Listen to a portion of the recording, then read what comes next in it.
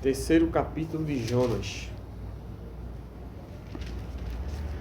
Nesse capítulo aqui, Jonas já foi vomitado pelo peixe e o Senhor não retém a sua vontade em que ele pregasse em Nínive. Depois que o peixe vomitou Jonas, veio novamente a palavra do Senhor e diz para ele: vai à grande cidade de Nínive e prega contra ela a mensagem que eu te disser. Jonas dessa vez não tentou fugir mais. Talvez se Jonas fugisse, Deus ou o traria de novo, ou quem sabe castigaria ele ao ponto de tirar a sua vida. Já aconteceu isso por desobediência de profeta, de ele desobedecer e Deus o matar. Mas aqui Jonas, dessa vez, ele obedece à vontade do Senhor. A gente viu que Jonas foi um profeta que temia ao Senhor. Apesar dele ter fugido no capítulo 1, quando ele está no ventre do peixe, no capítulo 2, ele faz uma oração, um dos cânticos mais profundos, que expressa a misericórdia de Deus, a bondade, a soberania de Deus. E então, depois disso, Jonas já está conformado com a vontade do Senhor e ele não foge mais dessa vez. Ele chegou ao quebrantamento, ao arrependimento, ao reconhecimento de que a vontade de Deus é boa, soberana e não deve ser questionada. Por isso, ele se levanta e vai para Nínive. E diz aqui que Nínive era uma cidade muito grande, que para andar nela, para percorrer ela toda, tinha que ser 3 dias a pé. Mas ele não anda esses 3 dias. Jonas, ele só percorre 1/3 da cidade. Porém, a sua mensagem era clara e direta. A mensagem de Jonas, pregando durante 1 dia, foi: em 40 dias Nínive será destruída. Em 40 dias Nínive será destruída. Era uma mensagem que falava da ira de Deus sobre os pecados daquele povo. Não sabemos exatamente se aquela nação, aquela cidade conhecia Jonas. Provavelmente não. Provavelmente sim. Mas a questão é que talvez ele parecia, não sei se ele se identificou que era um hebreu. E as pessoas, se ele dissesse que era hebreu, dava para saber mais fácil qual era o Deus dos hebreus, o histórico do povo hebreu. Mas Jonas falou sobre a mensagem e o povo entendeu. O povo recebeu a mensagem. Deus não direcionava essa mensagem a todos os povos. Deus não mandava profetas para a Babilônia para falar essa mensagem de arrependimento, para Egito, para os outros lugares. Embora as nações que estivessem perto de Israel, que estivessem no caminho de Israel, poderiam ver o Deus de Israel, feitos do Deus de Israel. A cultura era conhecida, poderia ser divulgada, como por exemplo foi o caso quando Josué chegou em Jericó para poder conquistar aquela terra, e Raabe, que era uma cananeia, abrigou os espias, porque já tinha ouvido falar do Deus de Israel e que não poderia se opor àquilo. então outros povos poderiam conhecer o Deus de Israel.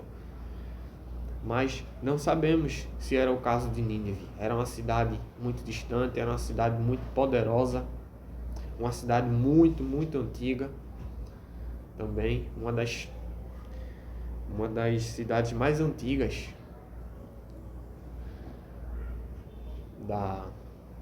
que existia. Mas a mensagem de Jonas tem efeito. E olha que Jonas pregou durante um dia. E o que aconteceu? Os homens de Nínive creram em Deus. Então a gente vê que estava claro que aquela mensagem vinha do Deus de Israel. Talvez Jonas não se identificou como hebreu, ou que aquele era o Deus de Israel. Talvez era o Deus, foi conhecido ali como o Deus Supremo, que não necessariamente tinha se relacionado com o povo. Não sabemos muitos detalhes, mas é dito que o povo creu em Deus. Eles não apenas creram, porque crer, dizer que crê e não ter nenhum sentido, nenhum efeito na vida, não é crer de fato. O que é que o povo fez? Demonstrando o seu arrependimento. O povo proclamaram um jejum e vestiram-se de saco, desde o maior até o menor. Proclamar um jejum, se vestir de saco, era uma forma de humilhação, aquela mensagem a Deus. Se vestir de saco era uma forma de reconhecer que era pó, que não era nada, que era insuficiente. É a forma clara aqui que a gente vê que eles demonstraram arrependimento. Eles se arrependeram, do menor até o maior, com a mensagem de um dia. E olha que Jonas nem percorreu toda a cidade. Seria 3 dias. Ele percorreu 1/3. Mas certamente a mensagem foi se espalhando, se multiplicando. Um foi dizendo ao outro, talvez, ao ponto da cidade reconhecer que aquela mensagem vinha de Deus, que era uma mensagem que falava que viria um juízo.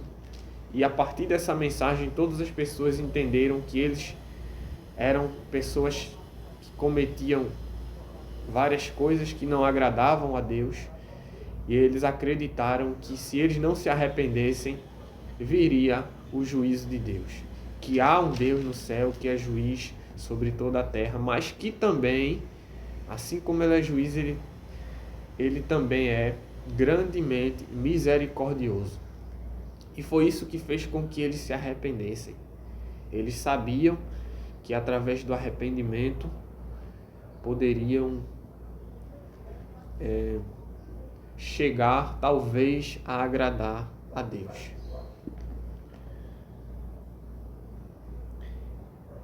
E aquela mensagem chegou até o rei, ao rei da cidade, Nínive, Nínive era a capital da Assíria.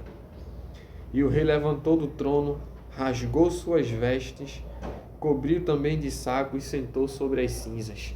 Era como se eles tivessem, se fossem palavras, era como se eles dissessem: Senhor, nós realmente somos pecadores e temos vergonha do nosso estado, temos vergonha de ser tão transgressores da tua vontade, da tua lei. E o rei proclamou um decreto: nem homens nem animais, nem coisa alguma, nem ovelhas, provem coisa alguma, nem se lhes dê alimento, nem bebam água. Era uma forma de humilhação, de se rebaixar. Vamos ficar sem comer e sem beber água. Talvez, quem sabe, Deus não volte atrás, não destrua a cidade. Mas a questão é que eles se arrependeram.